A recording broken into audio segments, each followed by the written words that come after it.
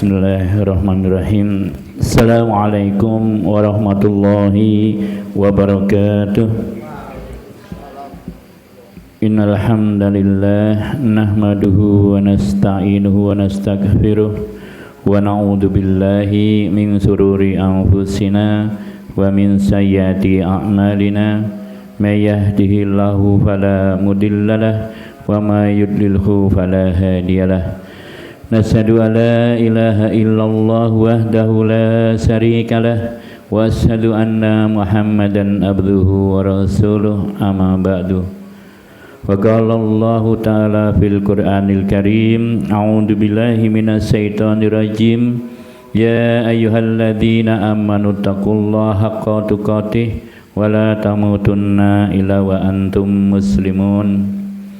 Alhamdulillah, segala puji syukur kita haturkan kehadirat Allah Subhanahu wa Ta'ala yang telah memberikan kita kehidupan, yang telah memberikan kita beribu-ribu kenikmatan yang kita seandainya menghitungnya tidak akan mampu untuk menghitungnya. Tak lupa salawat serta salam juga selalu kita curahkan kepada junjungan kita Nabi besar Nabi Muhammad sallallahu alaihi wasallam beserta para pengikutnya yang selalu istiqomah mengamalkan sunnah-sunnah beliau. Alhamdulillah, Bapak Ibu sekalian, malam hari ini adalah malam kedua kita melaksanakan sholat taraweh dan sholat isya dan sholat taraweh berjamaah di Masjid Al Khair yang kita cintai ini.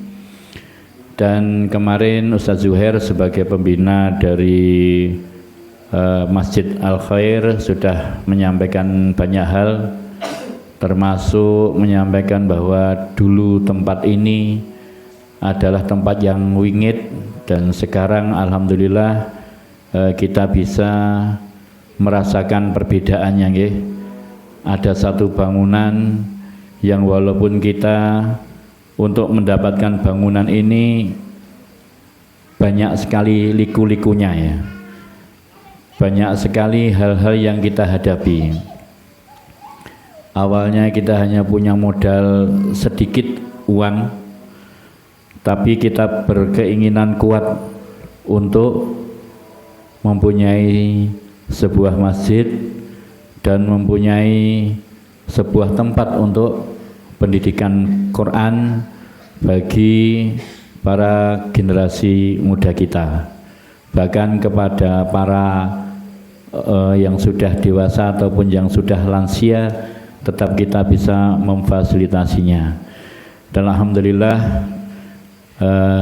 kita dalam waktu 1 tahun ini sudah bisa mewujudkan, walaupun belum sempurna. Tidak tahu entah ini dari mana datangnya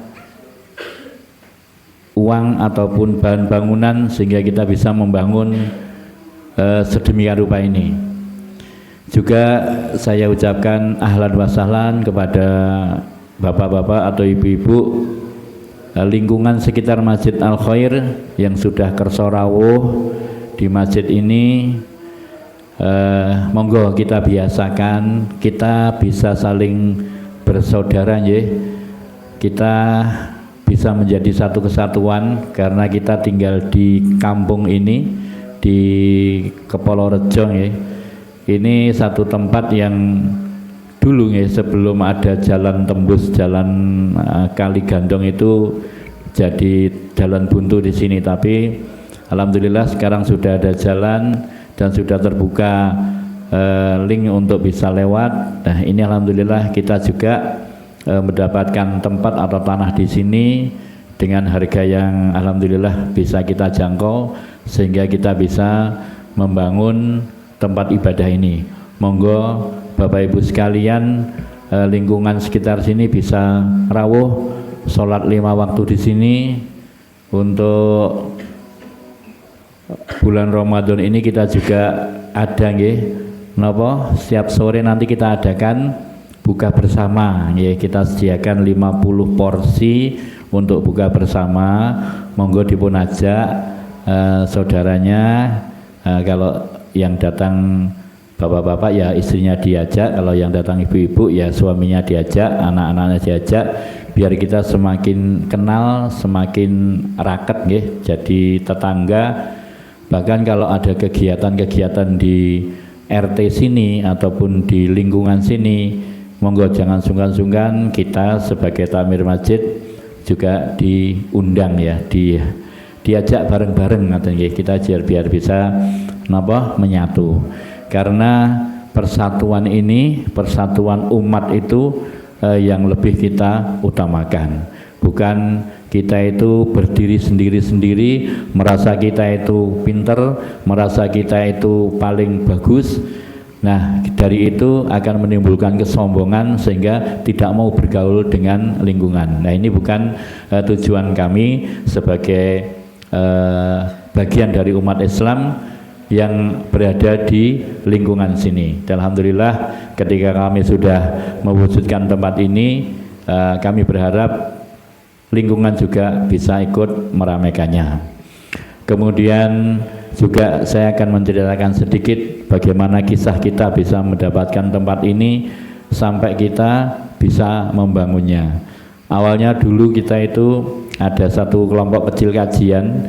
Kalau kita di beberapa masjid kadang-kadang itu cuma boleh 1 kali 2 kali saja, sehingga tidak tahu apa alasannya, terus kita harus pindah ke masjid yang lain, dan di masjid yang lain pun juga sama seperti itu, harus pindah ke masjid yang lain lagi, padahal kita meniatkan diri hanya untuk mensiarkan ya, mensiarkan, mendakwahkan tentang din Islam ini, tidak ada hal-hal yang lain. Tapi qadarullah memang mungkin ada beberapa masjid yang tidak begitu care ya, tidak begitu menyukai dengan apa yang kita sampaikan, sehingga mungkin ada perbedaan. Tapi insya Allah dengan keikhlasan kita, dengan kesabaran kita, dengan doa-doa kita, kita alhamdulillah diberi pertolongan oleh Allah Subhanahu wa taala sehingga kita bisa mendapatkan tempat ini ya. Jadi mungkin teman-teman juga yang ada di sini seandainya tahu kisah kita sehingga kita bisa membangun di sini ada seperti itu. Kita dulu ada modal uang sekitar 60 juta, itu juga dari donatur-donatur. Tadinya mau membeli tanah di daerah Tawanganom, tapi qadarullah tanah itu tidak ada akses jalannya, sehingga kita membatalkan untuk membeli tanah itu, karena kalau kita bangun masjid di situ pasti nanti akan susah, kita tidak punya jalan. Kemudian kita berikhtiar lagi, dan alhamdulillah ada seseorang teman kita dari Skuad Dakwah Magetan menawarkan tanah di sini ini dengan harga yang cukup murah, waktu itu 200 juta, dan alhamdulillah dengan modal 60 juta itu kita beranikan diri untuk nembung ya. Ketika kita tembung ya, awalnya kita itu pengennya ngangsur lah, nanti 200 itu kita ada DP 60 akan kita angsur sampai 1 atau 2 tahun. Tapi karena Allah berkehendak lain, sehingga ada pertolongan dari Allah, ada beberapa donatur, sehingga dalam waktu kurang dari 2 bulan kita sudah bisa menyelesaikan pembayaran, dan kemudian kita akodkan menjadi wakaf tanah, dan sekarang ini adalah tanah wakaf dari yang dimiliki oleh Yayasan Al Khair ya, Al Khair. Jadi kita membangun masjid dengan nama Al Khair memang awalnya dari yayasan yang namanya Al Khair juga, dan alhamdulillah dengan modal tanah ini kita bisa share kepada teman-teman bahwa kita mau membangun masjid, mulai kita meratakan tanah dan sebagainya. Akhirnya banyak teman-teman yang sudah paham, kemudian banyak membantu kita untuk mewujudkan pembangunan di sini. Jadi kita mengalami hal-hal yang luar biasa sekali untuk pembangunan tempat ini, sehingga dengan adanya tempat ini monggo kita teman-teman juga, kemudian Bapak Ibu yang lingkungan sini, monggo kita gunakan masjid ini dengan sebaik-baiknya. Kemudian saya juga berpesan ini kepada para teman-teman takmir masjid ya. Kemarin saya sempat sholat Jumat di Iskarima, Masjid Iskarima. Beliau Ustadz Syihab, Mudir Iskarima, menyampaikan sedikit tentang organisasi itu seperti apa biar kuat ya. Ternyata dasar yang utamanya adalah keikhlasan. Jadi kalau kita sudah ikhlas ya, sudah terbangun keikhlasan itu, organisasi apapun lah, baik itu bentuk sekolahan ataupun organisasi sosial ataupun takmir masjid sendiri, kalau di situ kita sudah terbiasa dengan ikhlas, lah ini adalah yang terkuat ada di sini ya. Keikhlasan itu akan kita bangun, kemudian akan menjadikan satu energi itu nanti akan menimbulkan persatuan, kemudian akan mewujudkan semua program-program tersebut. Nah inilah, maka dari itu saya berpesan kepada teman-teman takmir masjid, apapun yang terjadi, apapun yang kita hadapi pada hari ini, hendaknya kita selalu ikhlas, selalu sabar, karena pada masanya nanti pasti akan ada perubahan ya. Contohnya kemarin ketika kita belum ada kaca ini ya, masjid ini belum ada kaca, kemudian ya pokoknya kalau kotor ya disapu, terus kemudian kalau kelihatannya ada angin ya kemarin ditutupi triplek dan sebagainya. Lah ini salah satu wujud kita ikhlas lah, ada kesabaran juga di situ. Dan Allah berkehendak lain juga ketika kita mengundang Abah Parmin, ya alhamdulillah beliau menyanggupi untuk menyelesaikan pengerjaan kaca ini. Alhamdulillah kemarin sore sudah selesai pengerjaan kaca, sehingga kita terbantu. Nilai kaca kemarin ada sekitar 54 juta. Yang ini mungkin angka yang akan mustahil kita cari dalam waktu beberapa minggu ya. Kemarin itu Bapak Armin setelah ngisi, kemudian beliau menyanggupi pemasangan kaca, dan alhamdulillah hari ini sudah bisa kita gunakan untuk beribadah dengan nyaman, tidak dingin, tidak angin yang besar, dan bisa lebih kondusif untuk suara dan sebagainya. Inilah salah satu contoh bahwa Allah itu akan memberikan kita, akan melimpahkan kepada kita semuanya ketika kita sabar. Termasuk saya akan mencontohkan pribadi panjenengan, pribadi saya sendiri, ketika kita sabar menghadapi satu masalah, menghadapi satu musibah, insya Allah akan Allah memberikan satu pertolongan.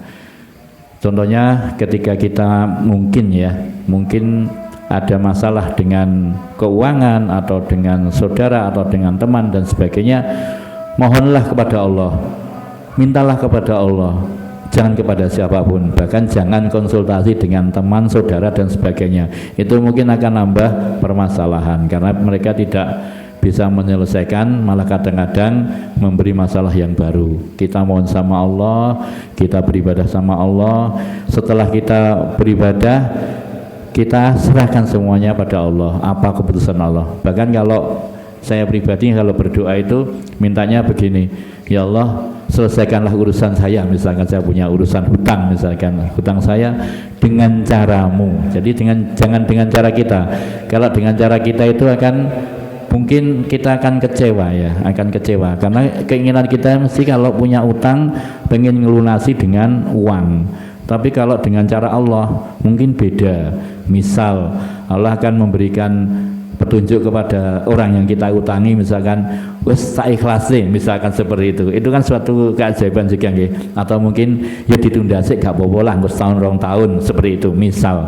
Dan seperti ini adalah wujud doa kita, berserah diri pada Allah, ikhlas pada Allah, bersabar, dan nanti Allah akan memberikan yang terbaik untuk kita. Mungkin saya tidak banyak memberikan sesuatu, ini yang bisa saya sampaikan. Sekali lagi kepada Bapak Ibu yang kersorawuh di majelis ini, yang kersorawuh di sholat taraweh dan isya di Masjid Al Khair, saya ucapkan jazakumullah khairan katsiran, matur suwun sangat, dan besok monggo disambung lagi, diajak saudaranya kemudian ataupun temannya untuk bisa kita meramaikan masjid ini. Kita sediakan buka bersama di sini, ada kajiannya juga untuk menjelang buka bersama. Nanti Bapak Ibu bisa sekalian mengikutinya, menambah pahala.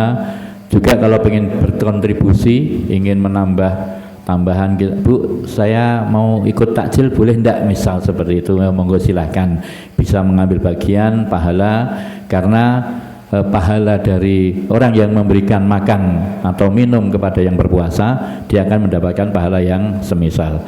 Barakallahu fikum. Wassalamualaikum warahmatullahi wabarakatuh.